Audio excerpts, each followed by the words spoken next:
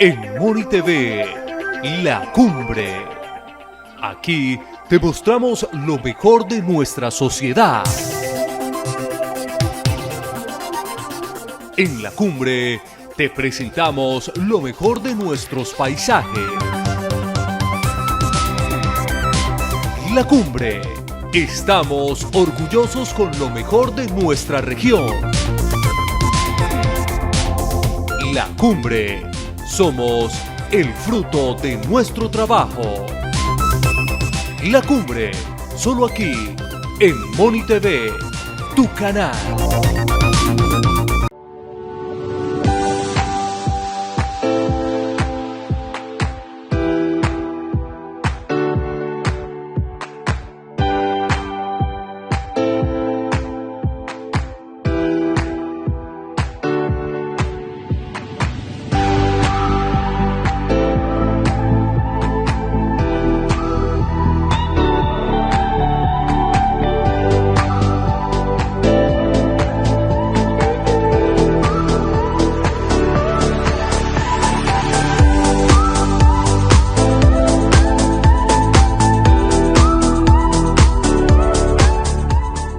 Un gusto estar aquí, Juvenal, contigo en Diálogos La Cumbre.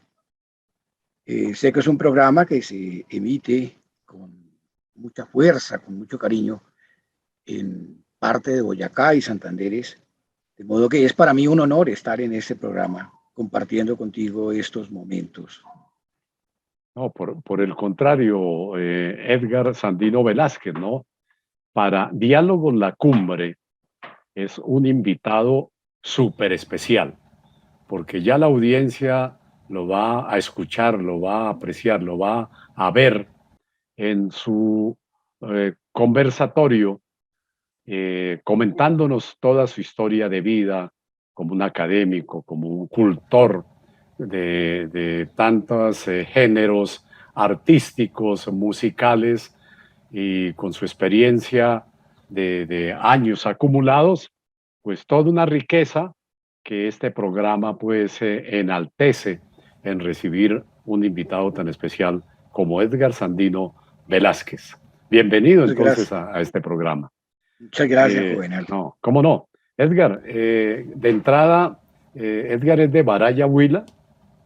Sí, Baraya, Huila, por la época en que yo nací, era podemos decir, un pequeño emporio agrícola.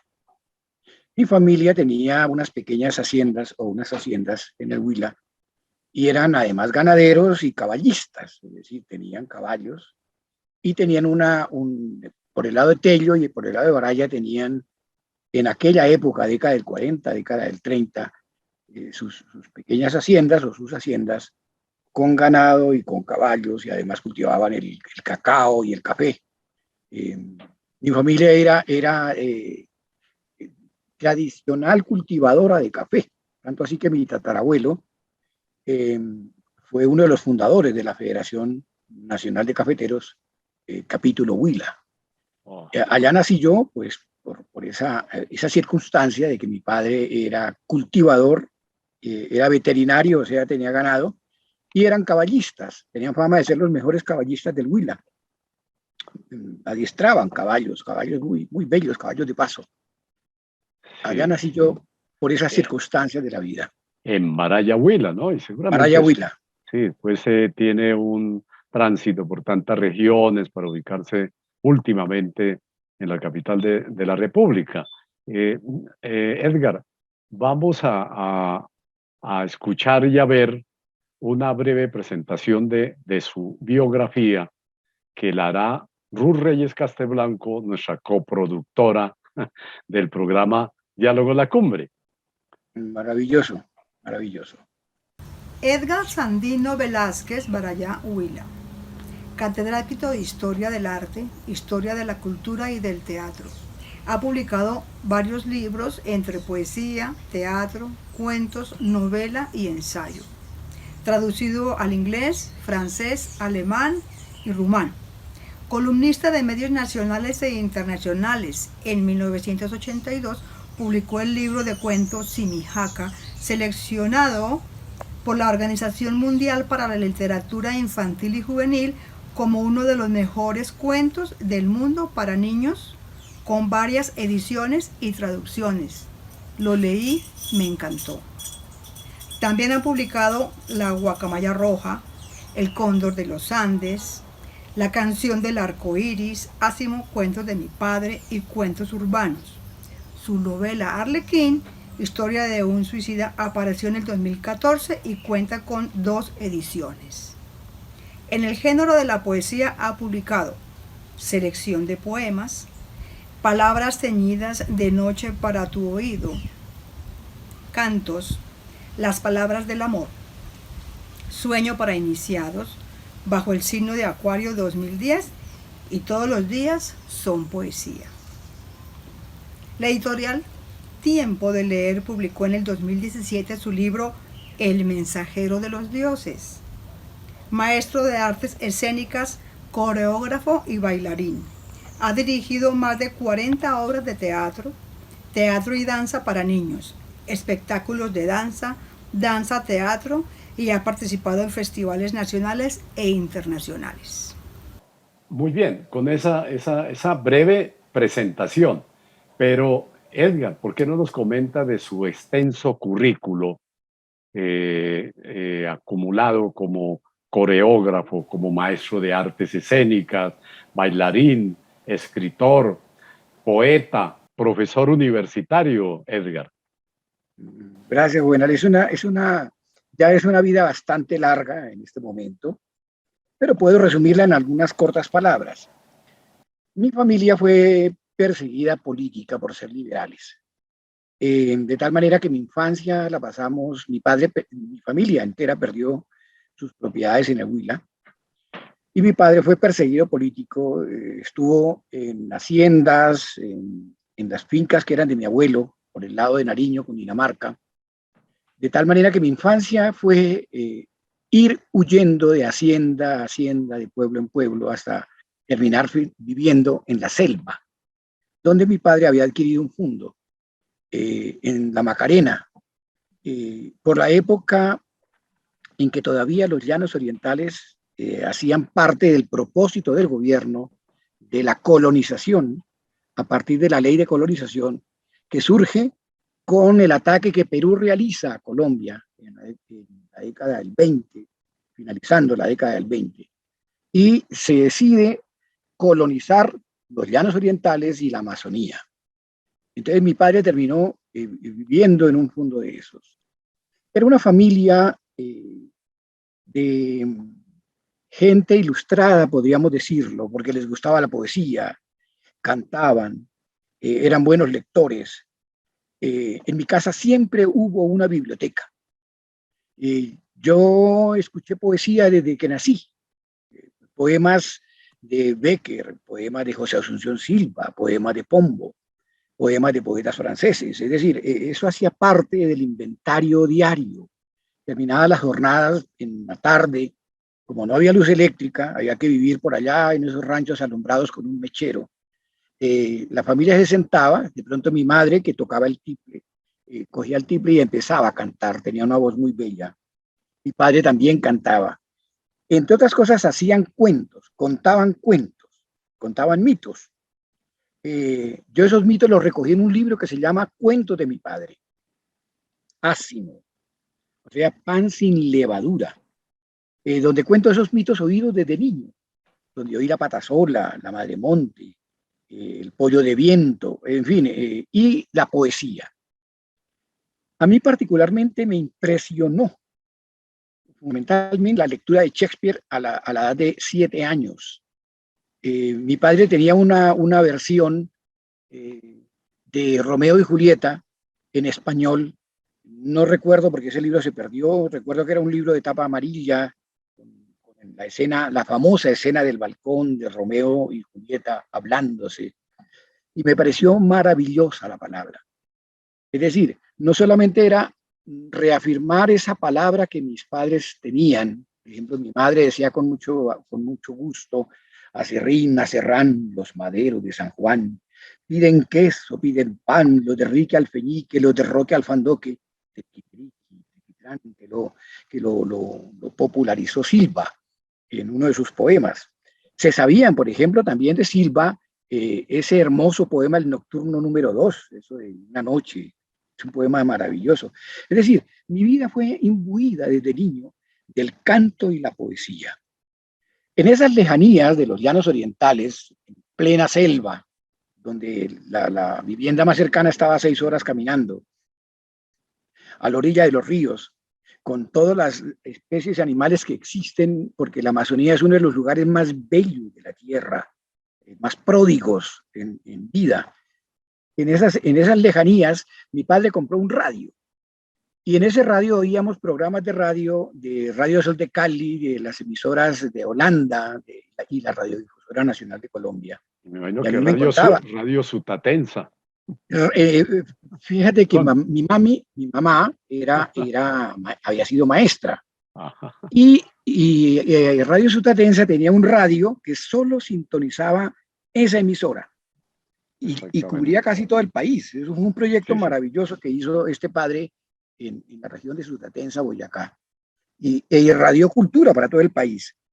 Yo recuerdo la famosa Rapsodia Sueca con que comenzaban los programas, pero solo se podía oír esa emisora. Solo. Y era emisoras para capacitar.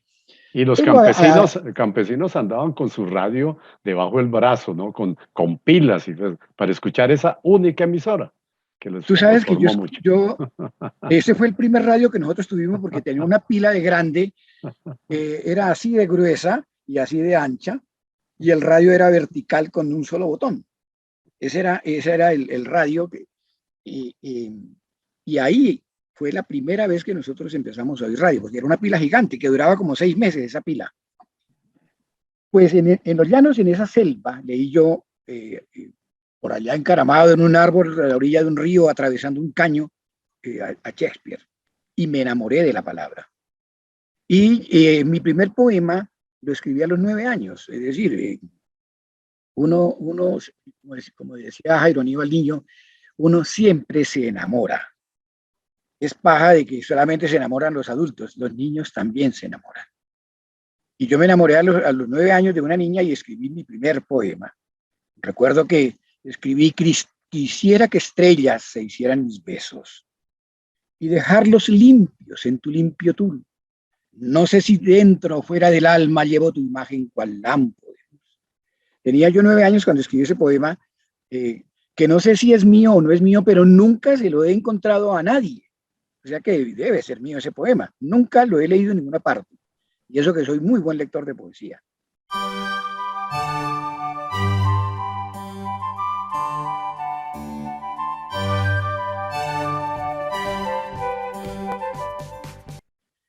Bueno, la violencia terminó asesinando a mi padre, que murió cuando yo tenía 15 años, y cogí el camino a Bogotá solo para educarme, porque una de las preocupaciones de mi madre era que nos educáramos.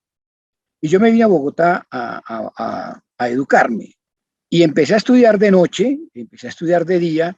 Mis hermanos, Enrique y Hernán, querían hacer radio porque oían una radionovela, que se llamaba Cadenas Malditas, por ese radio Sanyo que mi padre compró de 6 pilas, que puso una antena de una palmera grande a la punta del rancho, y ahí oíamos a las 6 de la tarde las famosas telenovelas, Cadenas Malditas de Boris Roth. De tal manera que cuando yo pude, porque mi propósito era traerme a mi familia para Bogotá, entonces me puse a trabajar. Alquilé la primera casa, un apartamento para traerme la familia, y tan pronto pude, reuní a toda mi familia que a la muerte de mi padre se había dispersado. Mis hermanos llegaron con la idea de terminar su bachillerato y con la intención de hacer teatro. Pero el que sostenía la casa era yo. Es decir, ¿qué profesión escogí para poder sostener una casa a la edad de 16 años? Las ventas. Me hice ventas, hice un curso de ventas en el SENA, comencé a vender, que es una profesión durísima al comienzo. Ajá, nada fácil. Pero logré sostener a mi familia y logré que mis hermanos se educaran. ¿Sí? Ellos comenzaron a hacer teatro. Y yo iba, porque el que trabajaba era yo, ellos estudiaban y hacían teatro. y yo iba todos los días a almorzar con ellos, a invitarlos a almorzar con su compañía. Esa compañía se llamó Don Tinto, que fue el primer grupo de teatro, que es una historia muy bonita contada.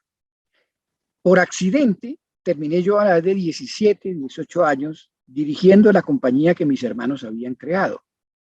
Y montamos una obra de teatro que fue muy famosa, que se llamó Atacá, que fue referenciada por El Tiempo, El Espectador, El Vespertino, la televisión sueca, la ABC, la BBC, y me dio a mí cierta notoriedad en el teatro colombiano, con un teatro que era la contravía de todo el teatro que se hacía en Colombia. Porque Colombia empezó a hacer un teatro contestatario, un teatro, podríamos llamarlo de vanguardia, un teatro social, un teatro político. Y Santiago, nosotros Santiago Niño, seguramente desde esa época. No, sí, origen de la claro, Candelaria. estaba Enrique Buenaventura, Ajá. estaba la Candelaria, estaba el teatro del local, era un movimiento muy importante de teatro y nosotros hacíamos un teatro completamente diferente.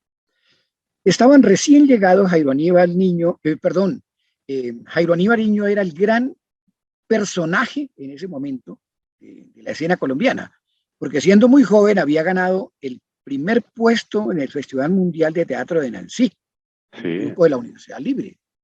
Era un gran referente. Y acababan de llegar a Colombia. Con la obra El Monte Calvo. El Monte Calvo, sí, es una obra extraordinaria. Jairo era un muchachito cuando escribió esa obra, era muy jovencito, pero es una obra de un gran alcance. Desde entonces yo conocí a Jairo Aníbal, desde entonces. Lo conocí y eso es un paréntesis, lo conocí en Antioquia, donde con la obra que yo monté y dirigí, fuimos a presentarlo en la Universidad de Antioquia, donde Jairo en ese momento era el director de teatro de la universidad.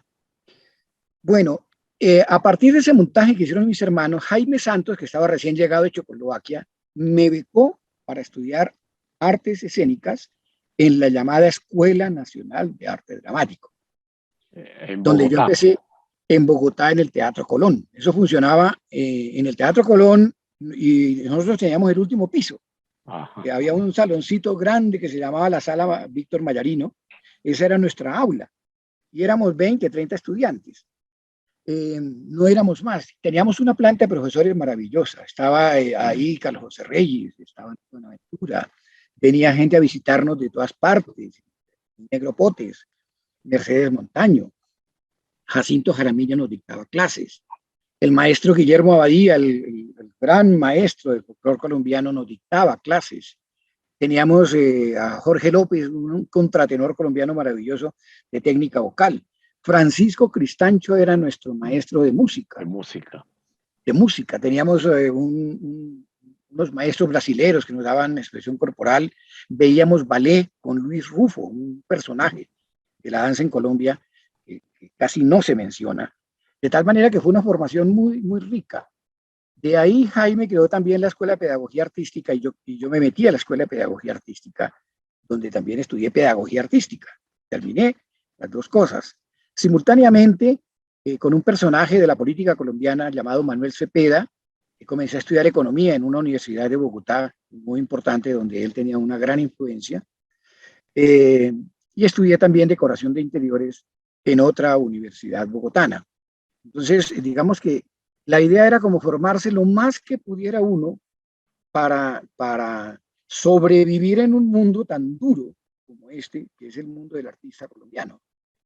Mientras tanto, pues, empezamos, yo seguía haciendo teatro, conocí a Jacinto Jaramillo por accidente, por la obra que yo había montado. Jacinto le encantó la obra que yo había montado y me invitó a trabajar en el Ballet Cordillera. Tenía yo 19 años. Y comencé a hacer danza con Jacinto Jaramillo. Ya después, un gran maestro ruso que hubo en Bogotá, que se llamó Gennady Ledyaj, del Bolshoi, me vio bailando y me invitó a tomar clases con él. Y así sucesivamente, pues fui tomando clases con maestros del American Ballet, con maestros del ballet de Kiev, con maestros de los ballets maestros rusos, maestros ingleses. Es decir, me hice bailarín clásico, bailarín de danza moderna, director de teatro. Comencé a trabajar a los 22 años, 23 años, comencé a trabajar ya en el arte. y no he parado porque he abordado temas como la danza colombiana, que es lo que más me interesa, como un factor de identidad, el ballet, la danza moderna, la literatura que nunca la he parado, hasta el punto de pues, que he publicado 8 libros de poesía, como 9 novelas, bastante libros de ensayo, libros de cuentos para niños, eh, bastantes obras de teatro. Tengo 16 obras de teatro publicadas en México y en Santo Domingo.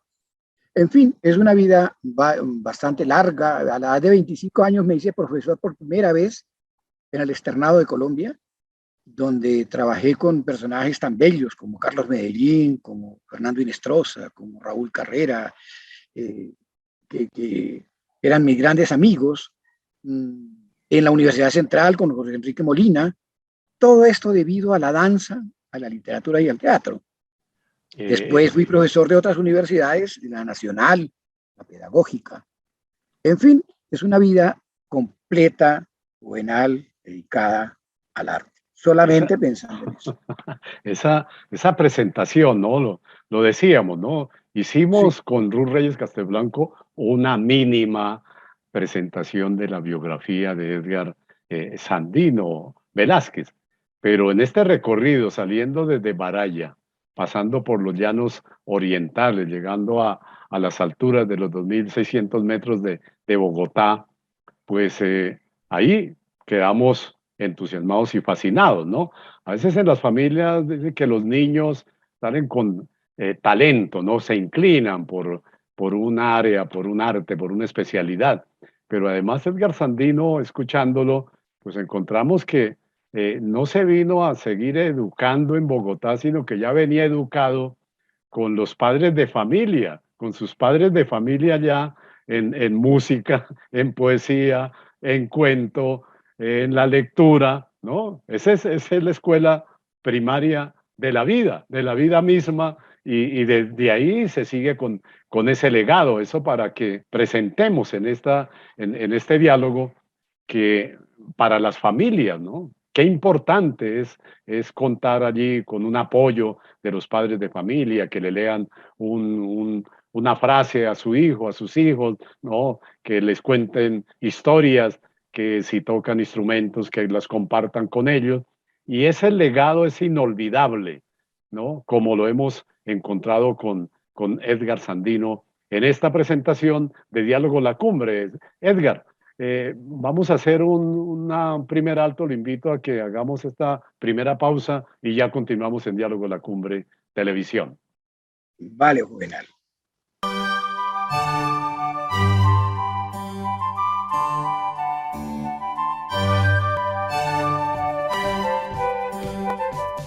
Escribir y leer, todo un gran placer. Adquiera y lea con su familia los libros del autor Juvenal Nieves Herrera. Libros como La identidad de un pueblo, Moniquirá. Interrogar o examinar. Eróticos y eróticas, en Tetule. Poemas de libre vuelo. Cuentos breves de extensión limitada. Cuentos, historias y relatos.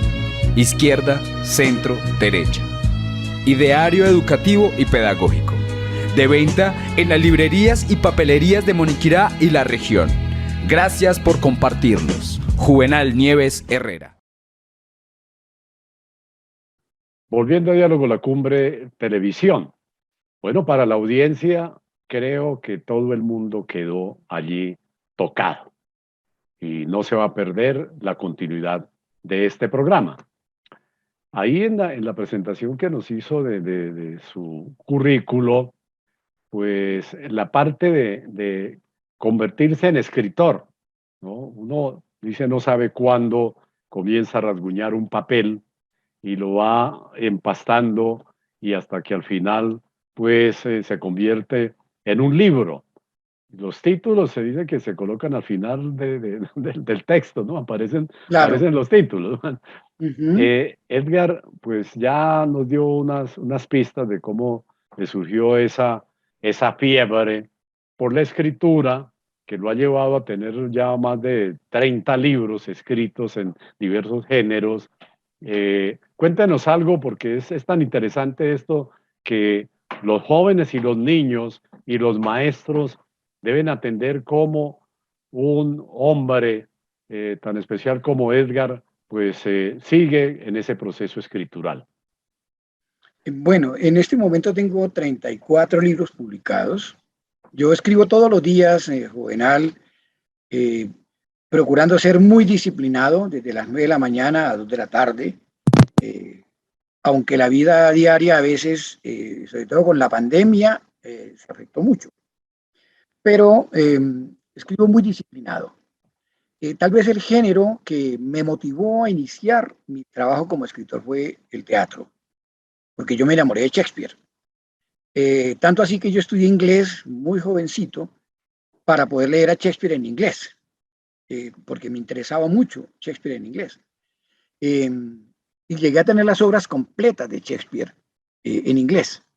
Descubrí que casi todo el teatro shakespeariano está escrito en verso.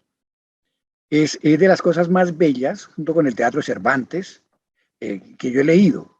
Entonces, viendo esa perfección del lenguaje, me motivó a escribir poesía. Y yo escribo poesía todos los días.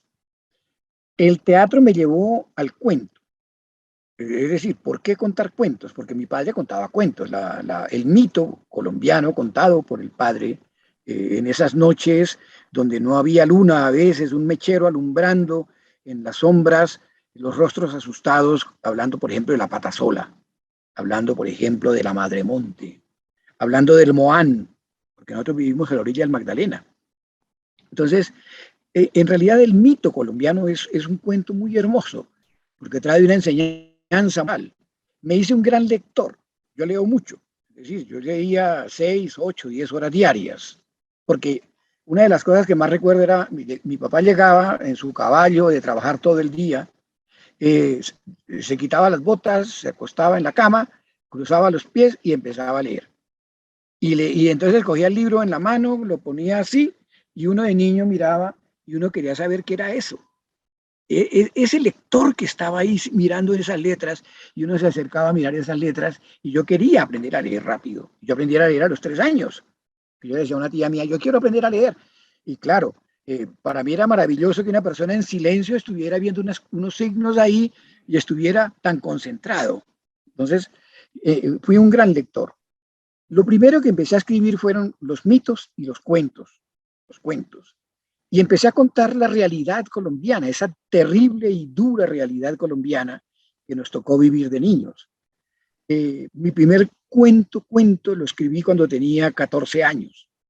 Está publicado en un libro que se llama Un día de calor y otros cuentos. ¿Y el Después, cuento cómo se llama? ¿Cómo se llama el cuento? Ese cuento se llama Un día de calor. Un día de calor. Yo tenía 14 años, había ido a la finca de mis abuelos por el lado de Nariño, Cundinamarca. Era una región muy bella donde a veces no llovía. Y existía la idea que ahí había carbón. Había carbón. Y un día que estando yo allá en la finca de mis abuelos de visita, en unas vacaciones, llegó una comisión del Ministerio de Minas y unos personajes extranjeros a mirar qué podían sacar de allí. Y me puse a investigar, pero ¿por qué les interesa esta tierra seca? Esta tierra donde el campesino vive en la nada. Claro, entonces eso me llevó a entender que la tierra, el subsuelo, era muy importante para los extranjeros.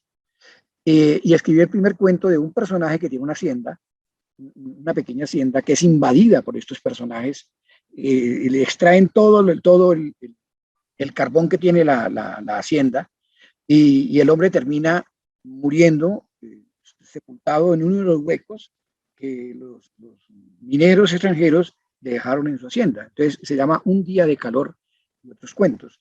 Es un personaje que huye de la ciudad, desesperado de la ciudad, y termina recluido allá en esa tierra y donde muere en forma abrupta. También escribí los cuentos de la terrible violencia que viví de niño, donde lo que llamaba la chusma asesinaba a campesinos, toda esa población desplazada de Colombia, y eso lo escribí entre los 14 y los 17 años. Ese libro se publicó, algunos de esos cuentos fueron publicados en México, en Perú, uno se publicó en España, y tal vez el primer cuento famoso de esa época es uno que se llama Melindra, que lo escribí como a los 16 años, 17 años, de una niña a la que la familia la asesinan y termina en un prostíbulo donde es asesinada como único testigo del hombre que fue el asesino de su familia. Y ese cuento lo escribí a los 17 años. Simultáneamente, pues yo empecé a escribir teatro porque yo tenía ese grupo de teatro que montó la primera obra, siguió existiendo y todavía existe, y seguí escribiendo teatro, de tal manera que mi teatro también es estrictamente social, un teatro que aborda la terrible realidad que vive el hombre colombiano. Y más libros, sí, otros títulos de los libros, ¿no? En esta presentación, pues en ese acumulado, mirando también libros, hay uno que es Arlequín, ¿no? Sí. Para mencionar, Arlequín, es como una historia de vida donde Edgar está allí presente. Es una historia muy curiosa porque cuando yo estudiaba teatro, tenía nuestro profesor de escenografía, era hijo de una de las grandes poetas colombianas, no voy a mencionar el nombre, porque en la novela la historia está velada, porque son personajes que todavía viven. Extrañamente, este personaje, que era nuestro profesor de escenografía, había estudiado en Francia, era un gran escenógrafo, era un hombre melancólico. Se terminó suicidando en la forma en que yo cuento en el libro. Y es una forma terrible, porque él vivía en un apartamento en el centro, pintó su apartamento en cuadros. Esto es real, absolutamente real. Toda mi literatura es real. Yo cojo personajes de la vida real y los narro. Y cuento prácticamente la historia de este personaje. Decía García Márquez, escriba uno lo que escriba, siempre uno está presente como narrador. Y él buscó todas las formas de suicidarse. Entonces este libro Arlequín muestra cómo él se vistió de Arlequín el día de su suicidio. Había pensado hacer un suicidio muy sensible, con una aguja de oro que se iba a clavar en el corazón, pero no pudo conseguir el oro necesario para hacer la aguja, ni quien le hiciera la aguja. Y terminó ahorcándose en su propio apartamento. Entonces la novela muestra ese periodo y toda esa vicisitud de un personaje lleno de vida, de luz, de conocimiento, de poesía y de amor, que no resiste la situación del mundo en que vive y termina suicidándose precisamente como una burla de la vida, vistiéndose de Arlequín, que es uno de los personajes más significativos de la comedia del arte. Es una historia real contada y narrada por mí. Es una novela que ha tenido muy, muy buena acogida. Ya se han hecho 3 ediciones o 3 reimpresiones. Y fue primer finalista en la Bienal de Novela de Neiva y mención de honor de la misma Bienal. Es un excelente libro. Ahora, hay otro libro que tal vez también lo lleva a que mucha gente conozca a Edgar Sandino, que es Simijaca, viendo que es uno de los primeros libros íconos de su escritura, que ha sido llevado a varios idiomas, ha tenido reconocimientos mundiales. Se sabe que es uno de los libros mejor escritos y reconocidos a nivel mundial. Cuéntenos algo de Simijaca. Bueno, una de las, sí, precisamente, eso es una edición muy bella que hizo Miguel Villarreal en Tiempo de Leer, donde están otros cuentos míos. Una de mis preocupaciones como escritor es el tema de la identidad. Hace muchos, muchos años se hizo en Santander, en Bucaramanga, un encuentro nacional de escritores de literatura para niños.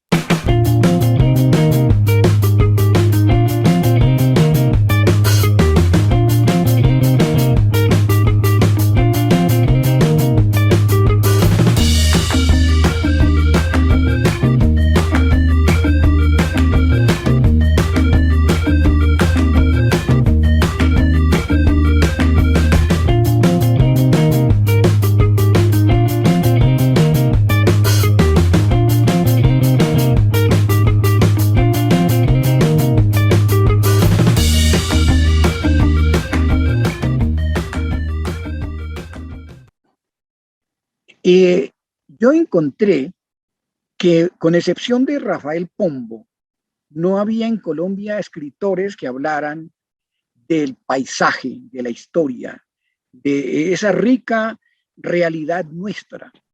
Y todo lo que teníamos era el cuento de hadas.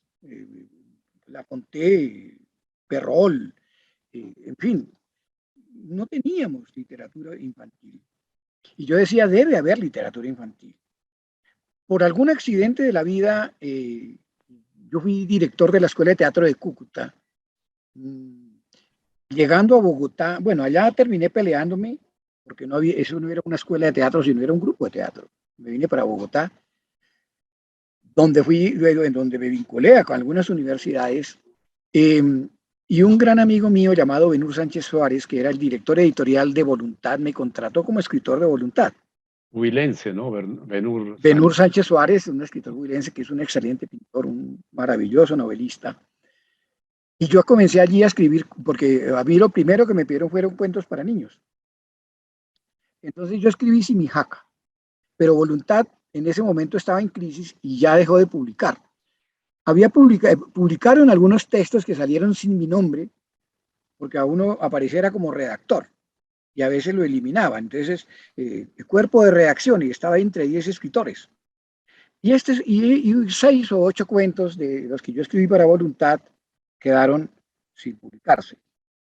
Sin yo saber, Benur lo ilustró, Simijaca, y lo publicó el Proyecto Interamericano de Literatura Juvenil e Infantil de El Mácaro, Venezuela. Sin yo saber, ese libro fue mandado por el Mácaro a la Exposición Mundial de Tokio, donde fue libro latinoamericano. Me decían después que eran unos paneles inmensos con los dibujos de Ben-Hur, el libro traducido al inglés como libro latinoamericano. Y sin yo saber, y eso lo supe por Jairo, porque la llamada IBI, ¿sí? Organización Internacional para el Libro Juvenil e Infantil, que funciona en Ginebra, selecciona anualmente los mejores libros de cuentos para niños del mundo. Seleccionó uno de Jairo y seleccionó uno mío, que es Simijaca. Y un día estando yo Jairo me llamó, Jairo Aníbal Niño me llamó y me dijo, Edgar, te tengo una noticia. Y me citó, nos tomamos un café y me dijo, mira, está seleccionado como uno de los mejores escritores de niños de literatura del mundo. ¿Sí? Honor que compartimos tú y yo. Y yo, maravilloso, yo no sabía eso. Eso hizo que el libro fuera publicado en Colombia. Y yo creo que se han vendido aproximadamente 50.000 ejemplares en Colombia. Y es un libro que crea identidad porque es una metáfora muy bella sobre el tema de la conquista. Es decir, el personaje es la rana, que es un personaje muy, muy simbólico en nuestra cultura muisca. Y vienen los tritones, que son unos animales que vienen de afuera y terminan en una guerra. El cuento es muy bello porque muestra cómo las ranas unidas, una sobre otra, chía, es decir, mezclo todo el símbolo, terminan, cosa que en la vida real no ocurrió, terminan expulsando los tritones de este territorio y las ranas pudieron vivir en paz. Lo han llevado también al teatro, ¿no? Simijaca al Fue teatro. premio distrital de teatro, como obra de teatro adaptada por mí, que es muy bella.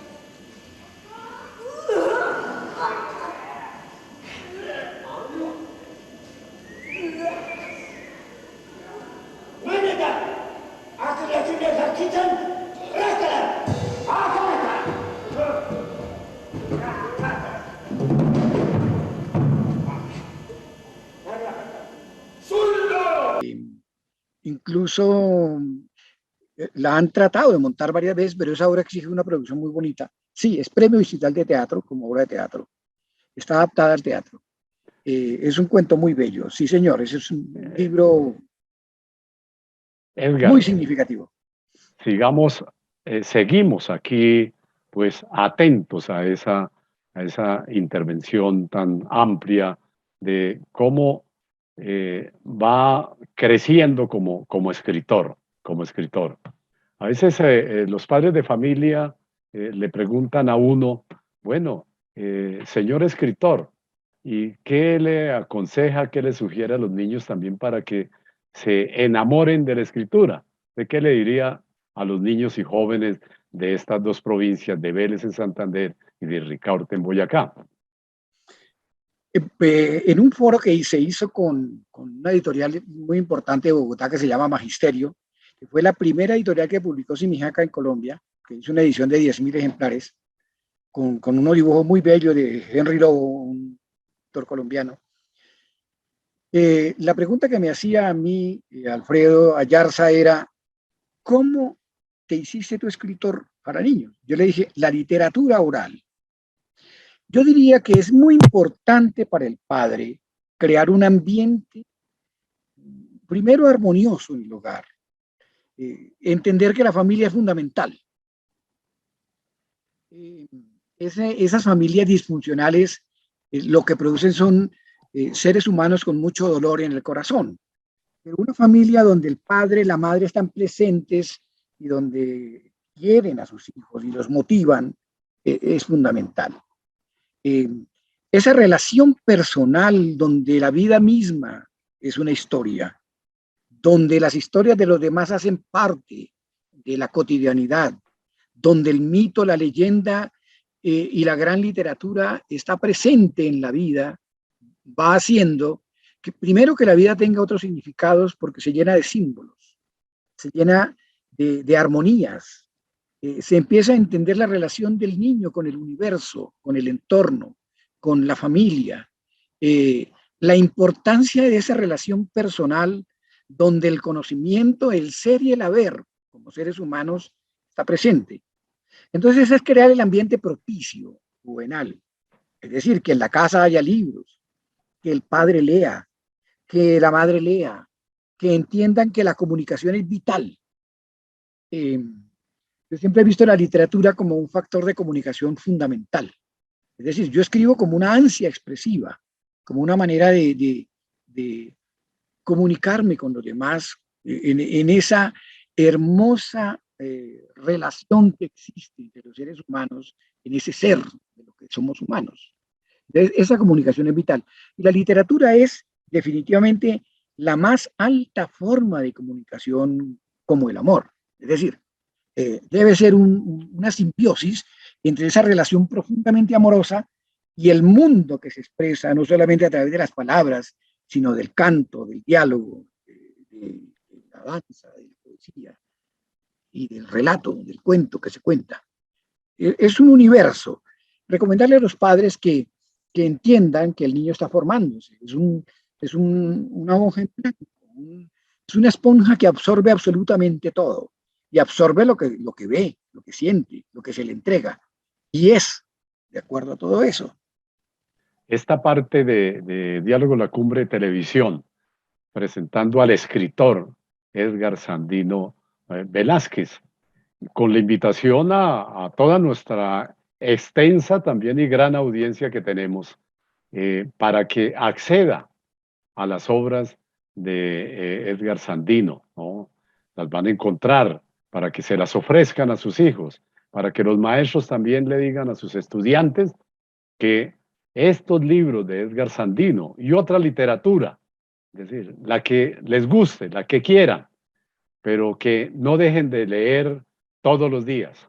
Hay que leer todos los días, poniéndole toda la atención requerida y como lo señala Edgar, que en la familia, en las casas, no debe faltar siquiera una pequeña biblioteca.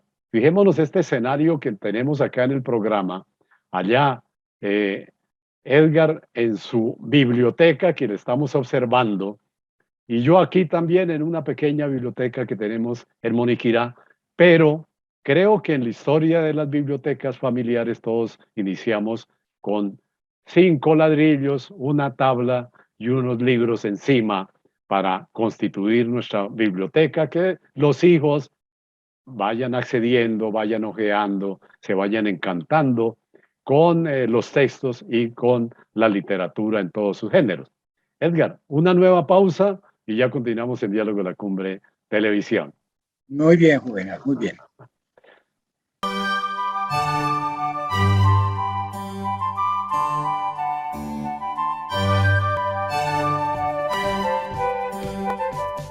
Escribir y leer, todo un gran placer. Adquiera y lea con su familia los libros del autor Juvenal Nieves Herrera. Libros como La identidad de un pueblo, Moniquirá. Interrogar o examinar. Eróticos y eróticas en Tetuli. Poemas de libre vuelo. Cuentos breves de extensión limitada. Cuentos, historias y relatos. Izquierda, centro, derecha. Ideario educativo y pedagógico. De venta en las librerías y papelerías de Moniquirá y la región. Gracias por compartirlos. Juvenal Nieves Herrera. Regresando a Diálogo la Cumbre Televisión. Edgar, además, digamos, es un hombre, no sé la palabra si es multifacético, bueno, con tanta ramas, especialidades, ¿no? Que los disfruta, que los goza, que los siente, que los vive como debe ser, ¿no? Es decir, uno no hace las cosas porque le pagan, ¿no? Pues el salario también, desde luego que es necesario, ¿no? Pero es porque lo disfruta, porque lo vive, porque hay felicidad, porque el espíritu se recrea y además le comparte a los demás ese entusiasmo y convoca a los aplausos, ¿no? Que dicen que es el que estimula a los artistas. Bien, ese es el pago más significativo de gran valor para el artista. Y Edgar, pues también se hace bailarín, profesa pues la danza y además que la ha investigado profusamente. ¿Cómo llega a ser bailarín y entusiasmarse por esos ritmos del movimiento del cuerpo? Es una historia muy, muy curiosa, Juvenal. Yo de niño nunca me imaginé ser bailarín, nunca. Porque además yo me crié entre vacas, caballos, marranos. Y yo cogí un asadón por primera vez a los 4 años. En fin, era un campesino a carta cabal. Sé coger una mazorca, sé desgranar maíz, sé sembrar, etcétera, todo eso. Llegué a Bogotá, pues, como conté en la primera parte de la introducción, mis 2 hermanos menores sí querían ser actores, pero el que trabajaba y sostenía la familia era yo. Ellos montaron un grupo y por una circunstancia muy particular terminé yo dirigiendo el grupo de ellos porque yo era muy buen lector.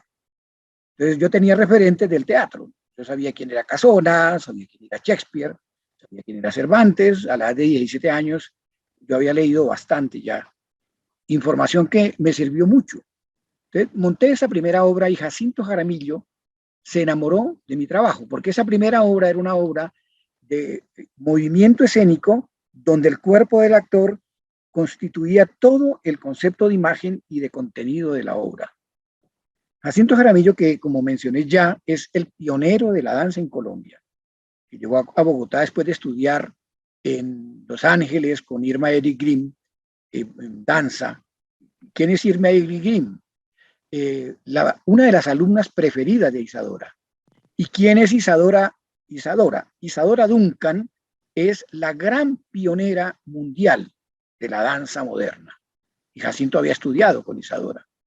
Entonces vino y montó el segundo ballet Cordillera, me vio a mí y me dijo: Edgar, yo quiero que tú con tu compañía vayas a trabajar conmigo. Yo llegué después de que Jacinto me invitó a un almuerzo donde me habló de la danza moderna. Yo había leído curiosamente una biografía de Isadora por el que era inspector general a los 17 años de los ballets de Inglaterra, de los ballets británicos. que escribió una biografía de Isadora y me había fascinado, leída en selecciones de Reader Digest que mi padre compraba, todos los meses compraba sus selecciones. Ahí leí esa biografía. De tal manera que Jacinto me dijo, quiero que vayas a ver mi ballet. Y yo fui a ver su ballet. Y me impresionó la belleza de la danza moderna.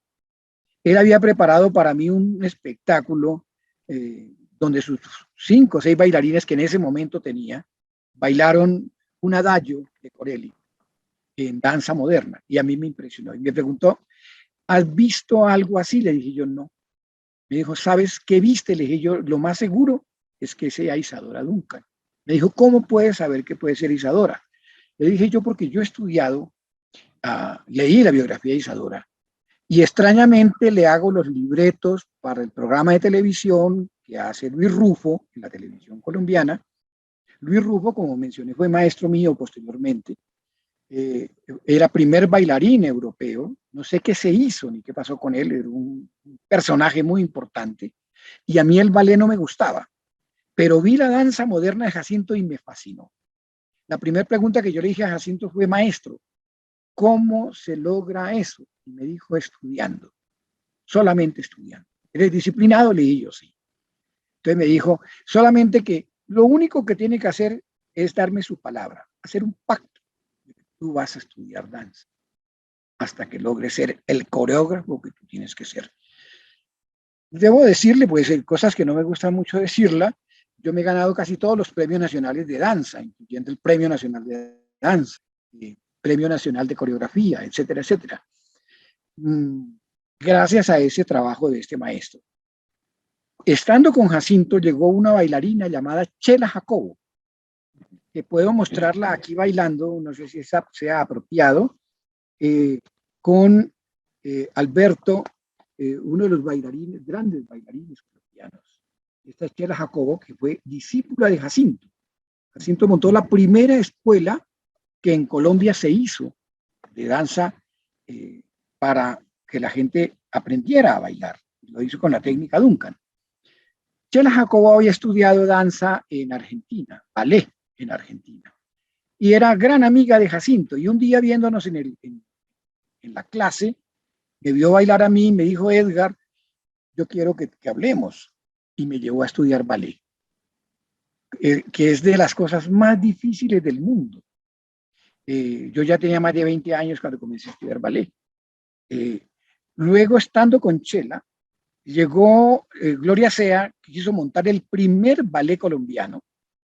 Y en esos intercambios que hace Colombia con los países, llegó del ballet de Bolshoi Gennady Ledyakh, un gran maestro ruso, que dijo, voy a ir a las academias de Bogotá para recoger bailarines y empezar a entrenarlos. Y llegó al lugar donde yo estaba estudiando con Chela y me vio, y entre 20 muchachos me escogió a mí. Cosa muy rara, porque yo jamás en la vida soñé con ser bailarín. Entonces, él terminó la audición, él sentado mirando la clase, terminó la clase y le dijo a la maestra, o sea, a Chela, que era mi maestra en ese momento de ballet, lo quiero a él. Y me llamó y me dijo, ¿tú quieres estudiar ballet? Le dije yo, sí, maestro. Dijo, pues desde mañana empiezas de 7 de la mañana a 12 del día. Se hizo la primera audición para crear el ballet clásico colombiano. Participaron aproximadamente 20 bailarines colombianos y extrañamente con un jurado internacional donde estaba Ramón Segarra del American Ballet, Héctor Saraspe del American Ballet, Kirill Piquieris, uno de los grandes pioneros de la danza en Colombia, el creador en Colombia de los ballets folclóricos. Me seleccionaron a mí como uno de los 8 mejores bailarines colombianos, cosa que jamás en la vida me imaginé, porque yo no tenía esa perspectiva en mi vida. Y además, entonces, Edgar, de bailar, de meterse en la danza misma, también ha hecho muchos montajes, ¿no? Para otros bailarines, ¿no? Para otros grupos de juveniles, mayores, diversas escuelas, que eso sería, pues, interminable contarlo acá en este programa de diálogo, La Cumbre Televisión.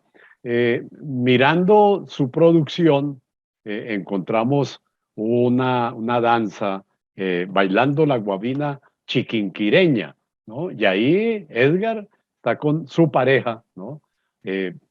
Dándonos, presentando ese baile, ¿no? De la guabina chiquinquireña, ¿no? Coméntenos algo de esa pieza, Edgar. Bueno, Jacinto Jaramillo creó los primeros bailes de pareja en Colombia. El bambuco, por ejemplo, el bambuco de Jacinto es quizá el bambuco más completo que existe en Colombia, porque tiene las 8 figuras y es un idilio perfecto. La guabina chiquinquereña es una coreografía que creó Jacinto en el año de 1938 con motivo de un centenario de Bogotá. Estaba vivo todavía Alberto Urdaneta, el autor de la música. Alberto dice que él vivía en la calle 16, con carrera primera, en un apartamento. Y un día, como estaba despierto como a la 1 o 2 de la mañana, un indio bajaba. Extrañamente yo conocía a la nieta de Alberto Urdaneta, que se llamaba Amparo Urdaneta, la nieta del autor de la guabina chiquinquireña, que fue alumna mía en el Externado de Colombia. Y dice Alberto que él estaba despierto, trasnochado, desvelado, y de pronto un indio bajó silbando una melodía, ¿sí? Y era la guabina chiquinquireña. Él dice que se asomó a la ventana y oyó la melodía desde arriba de la calle, y él abrió la ventana y fue oyendo hasta que el indio pasó y se le quedó la melodía. Y se fue a investigar qué era esa melodía. La llamó chiquinquireña porque después descubrió que en Boyacá había en los pueblos campesinos unas formas melódicas muy parecidas a eso. Con esa música, Jacinto Jaramillo, que también estuvo en Chiquinquirá tuvo las romerías más importantes del mundo católico. Sí. Lograba reunir en la plaza, en las montañas, en la plaza, en las aldeas, en todas partes cercanas, más de 3 millones de romeros que venían al santuario de la Virgen. Y dentro Yo de incluso esos, muchos de la provincia de Vélez y de Ricaurte, de Vélez y de Moniquirá, a las romerías que continúan haciéndolas a pie, aquí por a los pie, caminos reales, Santa Sofía, Sutamarchán, Chiquinquirá, ¿sí? Para participar de esa gran festividad de la Virgen de Chiquinquirá. Entre las cosas que yo escribo sainetes, que es una forma de teatro danzado que en Colombia se perdió. Y yo tengo un sainete sobre la romería de Chiquinquirá, donde incorporo esa guabina. Entonces, Jacinto cogió la música, siendo amigo con Alberto Urdaneta, los dos se pusieron, Jacinto hizo la coreografía. ¿Qué es la guabina? Recrea eso, la romería. Ajá. Claro, y tiene el concepto de la danza antigua, de la invitación, porque las mujeres se hacían a un lado, los hombres al otro, los hombres al otro, y terminaba la pareja bailando.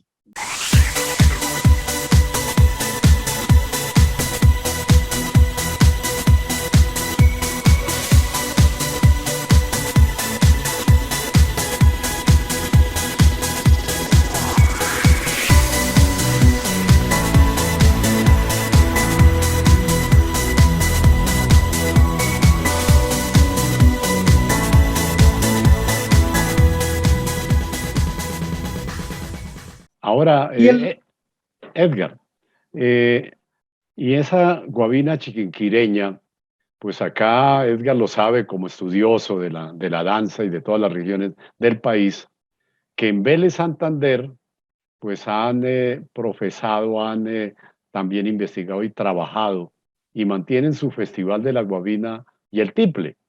Y en Vélez entonces, pues se canta la guabina y se baila el torbellino. Y la guabina chiquinquireña es un baile, ¿no? Es un baile. ¿Cómo nos explica esa Mira, interrelación una de allí? yo fui muy cercano y fui discípulo de Guillermo Abadía, como lo comenté antes. Yo fui jurado en Vélez, cuando todavía hacían concurso, que todavía no había carretera, había que llegar a Vélez en mula todavía. Ponte a pensar cuántos años hace eso. No digamos, no digamos.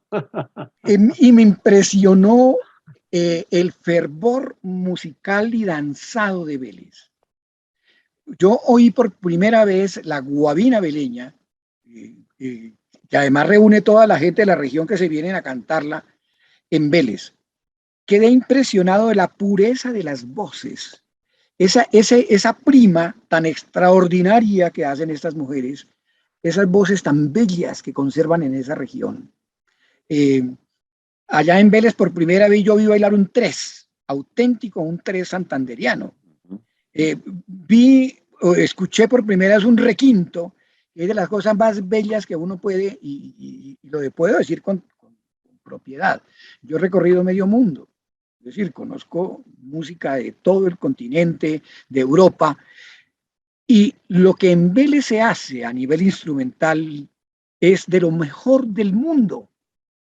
Porque, claro, yo he estado en España, en Italia, en etcétera, lugares del mundo, a donde me ha llevado la danza y el teatro y la literatura. Y es de las cosas más bellas del mundo. Es decir, un tiple tocado por un veleño es de los más bellos del mundo.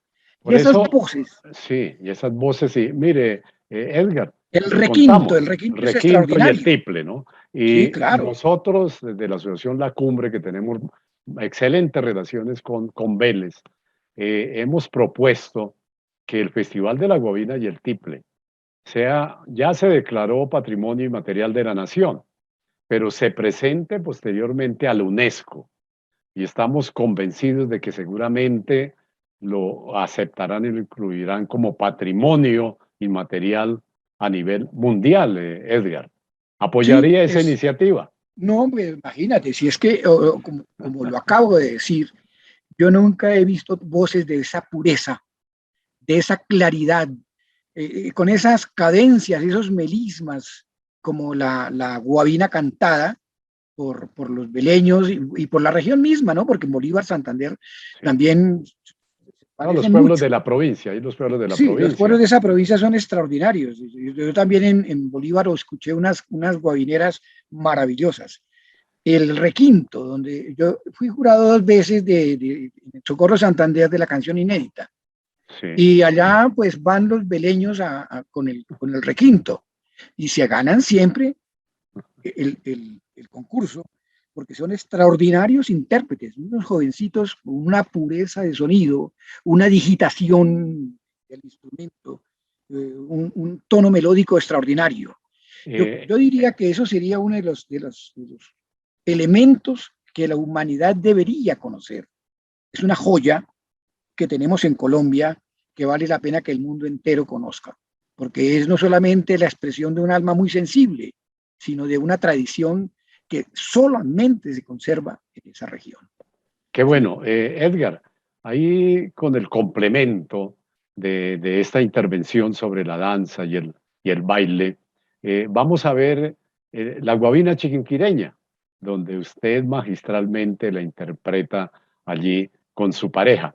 Y hacemos una nueva pausa y ya continuamos en Diálogo con la Cumbre de Televisión. Te voy a contar un detalle final. Sí. La guabina recrea el elemento de la pareja que llega al santuario de la Virgen a casarse. Y lo último que hacen es echarse la soga al cuello, que es la última figura donde el hombre envuelve a la mujer y la mujer se envuelve y quedan agarrados por la soga. ¿Tú recuerdas echarse la soga al cuello? La famosa expresión. Claro, Termina con eso y recrea todo el rito de lo que era la romería nuestra, esa romería que es un ejemplo también del mundo. Vamos a ver esta pieza dancística bailando la guabina chiquinquireña y ya volvemos a Diálogo con la Cumbre Televisión.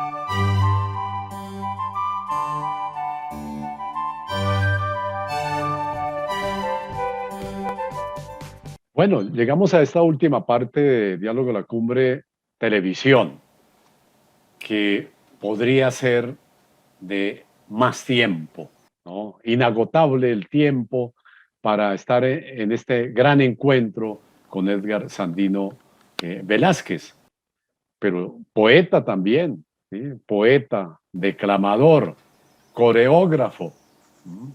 Sobre esas dos partes de su trayectoria como cultor, eh, sobre la poesía, ¿no? La poesía, pues tiene varios libros de poesía, eh, tantos poemas, no sé cuántos, que nos pudiera hablar brevemente y leernos o declamarnos uno de sus poemas y luego posteriormente hablar de la coreografía y de esos montajes también en arte dramático. Edgar. Muy bien, Buenalbo. Voy hay tres formas de expresión, ¿no? De leer el poema, interpretarlo y declamarlo.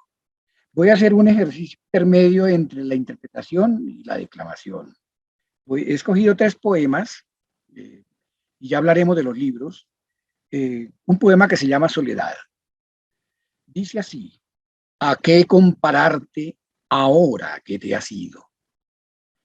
La suavidad de las noches de luna, cuando la brisa tenue se dispersa por los cerros, al tierno brote de mayo bajo el viento, al estío que dura, al sol mañanero, a la distancia donde permaneces ida, a la tenue luz de la alcoba vaga, a los atardeceres que declinan a la luz. Eterna vagará mi voz en torno tuyo.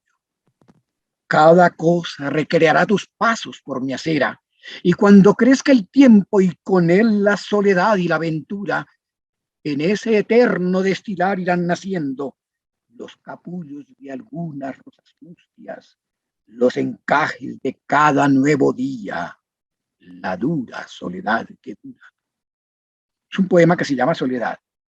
Para mí la poesía es muy importante en el sentido de que recrea y dice en pocas palabras todo eso que un sentir y una sensación humana, como seres humanos, tenemos. Y la recreo a través de imágenes. Entonces, para mí la metáfora, y los dos poemas que voy a decir son dos grandes metáforas. Veamos en esa metáfora cómo se expresa el sentimiento. Este dice: he amado las noches serenas, las noches de lluvia menuda sobre los tejados, pero las últimas noches han sido tristes. Sobre el candil bullía sin parpadeos la luz y afuera la lluvia caía despiadada. Y el último es, fíjate tú, en esas búsquedas del amor y cómo a veces, a pesar de que existe en nuestro corazón, no se encuentra en quien uno pretende o quiere encontrarlo. ¿Sí? Como la luz vespertina vase filtrando entre los charcos de la lluvia de la tarde y buscando luz, la luz, entre los fondos densos, se queda en los fondos, tiritando inmóvil. Así tras tu alma voy en busca de tus ánimos por oscuros parajes y quédome inmerso y yerto en los fondos helados al no encontrarte. Y se escuchan en todo el ambiente los aplausos a esos poemas declamados por su autor.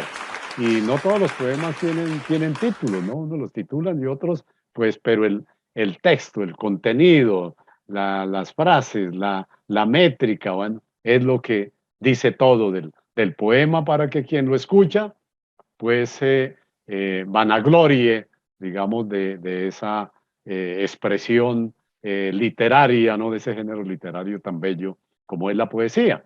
Y de paso, también como coreógrafo, ¿qué nos puede contar de esa otra gran faceta de su vida, Edgar? Bueno, la coreografía yo estudié coreografía y danza realmente por el teatro.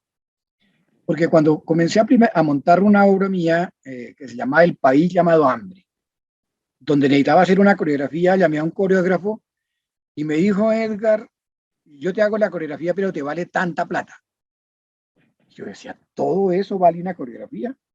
Como también me hice diseñador de ropa, yo diseño vestuario, porque estudié diseño y confección con uno de los grandes maestros que tuvo la televisión colombiana, que era Muñoz Mora, porque también una vez en una obra de teatro quería hacer un vestuario y me cobraban una ruma de plata. Y dije yo, pero si uno puede hacerlo. Entonces me dediqué a estudiar coreografía y le dije a Jacinto que yo quería ser su discípulo en coreografía. Nos reuníamos todos los días en su ardilla, en una mesa grande que él tenía. Jacinto cogía, digamos, el Greco, Rafael, Da Vinci, y decía: Edgar, la coreografía es un cuadro en movimiento. Eso es todo. ¿Qué es lo que el espectador ve? El equilibrio, la dinámica, el ritmo, la simetría, en un espacio donde el contenido, que debe ser poético, lo debe llevar a usted a entender a través del movimiento lo que quiere decir, ya sea un texto dramático, texto poemático, etcétera, etcétera. Y hice mis primeras coreografías. Curiosamente, a uno lo confronta es el público. Yo hice mi primera coreografía cuando dirigí al grupo de la Universidad Externado de Colombia, donde se hizo el primer Festival Nacional de Ascún. Vinieron 36 universidades. Yo había presentado justamente un torbellino de coplas de Santander en una coreografía que hice libre del torbellino de coplas. Y a nivel nacional saqué el segundo puesto entre 36 grupos universitarios. Eso me motivó mucho y comencé a hacer coreografía y coreografías que empezaron a gustar mucho. Empecé a hacer danzas. Por ejemplo, tengo la investigación de las danzas decimonónicas, danza de Salón de Santa Fe de Bogotá, que tiene 6 premios, esa investigación, que incluso la presentamos en Tunja, en uno de los cumpleaños de Tunja, cuando estaba Chepe Sanabria, todavía vivo. Coger toda la danza mitad del siglo XIX a los comienzos del XX y recrearla en un escenario, y resultaron unas coreografías muy bellas. Le hice un homenaje a Jacinto Jaramillo con su gran montaje, El Potro Azul, que es uno de los íconos de la danza colombiana. Yo bailé y trabajé con el maestro y le hice un homenaje a Jacinto en una coreografía que también es premio, que se llama Cuadro Llanero. Ese cuadro llanero, además por su vida misma, que surcó esos territorios, ¿no? de llanos, sí, imagino. Jacinto, claro, yo me crié en los llanos. Digamos que yo nací a caballo. Ya conté que mi familia era caballista y el medio de transporte era el caballo. Y mi papá pues era ganadero. Entonces a los 5 años nosotros andábamos a caballo como locos. Ahí vamos viendo un fragmento del cuadro llanero y bullenguero.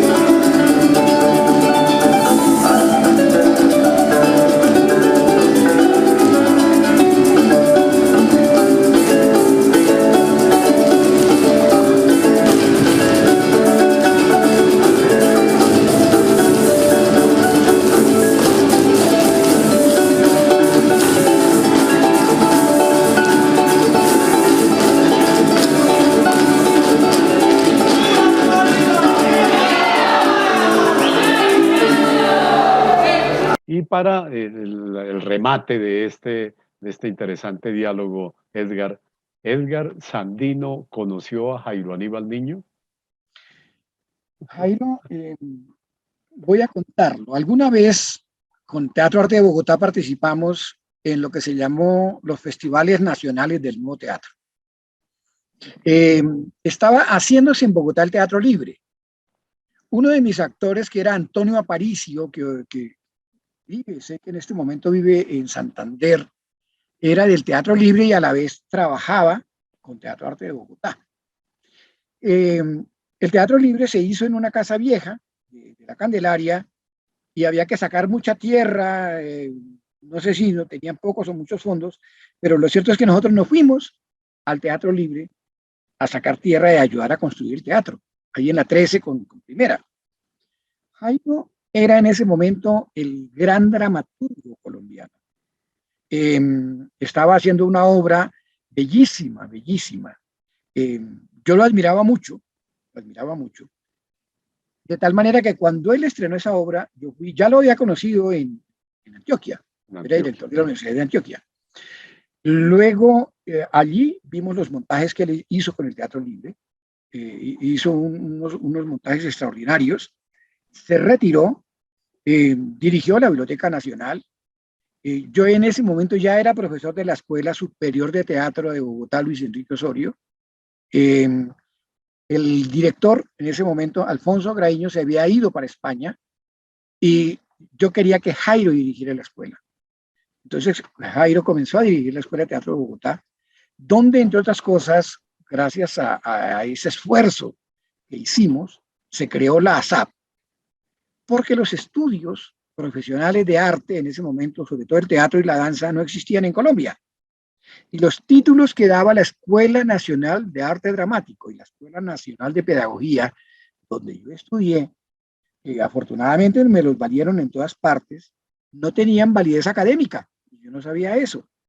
Entonces con Jairo creamos la Escuela Superior de Teatro, la ASAP de Bogotá.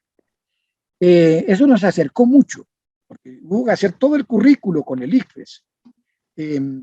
Jairo por esos años participó en el concurso ENCA y ganó con Soro. También le publicaron en China, el Puro Pueblo. Puro Pueblo. Yo era muy amigo de los chinos. La obra de teatro de El Monte Calvo en París. Pues es que Jairo, claro, Jairo había ganado, siendo, como lo dije antes, siendo muy joven, el Premio Mundial de Teatro del Festival de Nancy. Con esa obra extraordinaria que tiene que ver justamente con el tema coreano, donde Colombia participa en esa guerra de Corea, y es la historia de un personaje que llega muy golpeado por la vida, y es un drama muy intenso, es una obra preciosa. Y uno de los actores de esa obra ya, Jairo Soto, ¿no? Que contaba que por su juventud, para identificar a los personajes, les echaban ese grifi de los zapatos tenis, ¿no? Blancos en su cabello, para mostrarse como adultos, ¿no? Como viejos, sí. Ahora, hace poco nos encontramos con Jairo y dijo, pues ya no uso Griffin. Ya tengo el pelo blanco. Bueno, sí, eso es. Y sobre Jairo Aníbal. Y para los moniquireños que nos están viendo y además de la provincia de Ricaurte, ¿qué le dice sobre este escritor, Jairo Aníbal Niño, a los jóvenes, a los estudiantes, a los maestros, ¿no? Para promover la obra escritural, poética, artística de teatro de Jairo Aníbal Niño, Edgar? Yo diría que Jairo, en este momento en la historia de Colombia, es el escritor de literatura para niños más importante que ha tenido Colombia. Más importante. Es decir, ese libro, Alegría de Querer, es de los textos más bellos, más creativos que un escritor dueño de una inmensa sensibilidad puede crear, metiéndose en el corazón de un niño, entendiendo cómo es la psicología del niño, expresando el amor, porque Jairo decía, el amor existe desde que nosotros nacemos. El amor no es un invento de los adultos. El amor se expresa de todas las maneras. Y uno siempre está enamorado. Palabras de Jairo, ¿sí? Cada poema del libro Alegría de Querer, toda esa hermosa metáfora de vida, de la selva, del paisaje, de la magia de este pueblo colombiano está expresada en Zorro. Todo eso maravilloso que es la costa, el mar, los sueños, la fantasía que tiene el universo de las lejanías marinas y de la miseria y el corazón de los hombres está expresado en De las alas caracolí, en Santiago Volador, en todos los cuentos de Jairo Aníbal, ¿sí? Entonces yo diría que Jairo es un ejemplo de creación. Además era un hombre de una gran sencillez. Fuimos grandes amigos. Jairo era de los que me llamaba cuando vivía en Tenjo. Me llamaba: Edgar, voy para Bogotá, veámonos en la 19. Y en realidad yo decidí de retirarme de todo para dedicarme solamente a escribir, porque Jairo un día me dijo, yo era consejero nacional, era consejero nacional de cultura. Y teníamos ese día reunión con el que era presidente en esa época, cosa que a mí no me agradaba mucho, ese personaje. Y me tocó vestirme de paño, con corbata, con zapatos brillantes, vestido completo. Y yo tenía cita con Jairo. Él iba subiendo por la 19 y yo iba bajando para encontrarnos. Y me vio y me dijo: ¿para dónde carajos vas disfrazado de payaso, Edgar?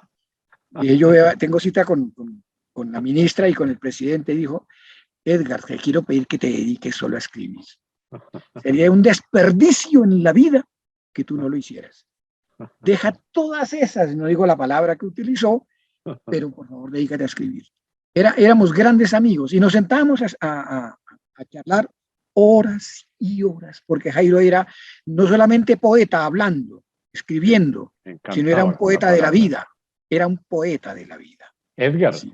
pero además, para seguir hablando de Jairo Aníbal Niño, públicamente le estamos haciendo la invitación como escritor invitado al 10º Festival Nacional Jairo Aníbal Niño, que realizaremos este año del 10 al 14 de agosto aquí en Moniquirá. Edgar, Maravilloso, claro. Te ¿nos acepto la aceptas invitación. invitación? Inmediatamente aceptada. Sí, señor. Bueno, Será un le honor agradezco. estar allá.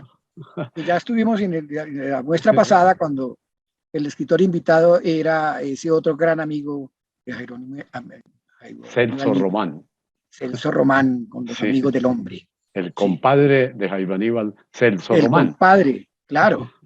Edgar, agradeciéndole por la participación en Diálogo la Cumbre de Televisión, y Jairo Aníbal Niño, en un libro que estoy lanzando públicamente sobre duelos ocurridos por acá en estas tierras, también en uno que contó en un programa de radio Jairo Aníbal Niño, decía que a una cita de amor no se puede faltar. Eso es cierto, claro. Pues imposible, allá estaremos. Sí, Edgar, agradeciéndole, reitero inmensamente por la participación en Diálogo la Cumbre de Televisión. Nos veremos pronto y al máximo en el 10º Festival Nacional Jairo Aníbal Niño. Juvenal, muchas gracias. Ha sido un diálogo maravilloso. Un abrazo a toda tu familia, Rutica, y un abrazo a todos los boyacenses, santanderianos, colombianos, que aman tan profundamente esta tierra y tienen ese corazón tan noble, lleno de luz y de amor. Dios nos guarde y gracias, Juvenal. Por supuesto, y a Muy la bello. audiencia nos veremos en un próximo programa. Muchas gracias por su atención. Gracias, Juvenal.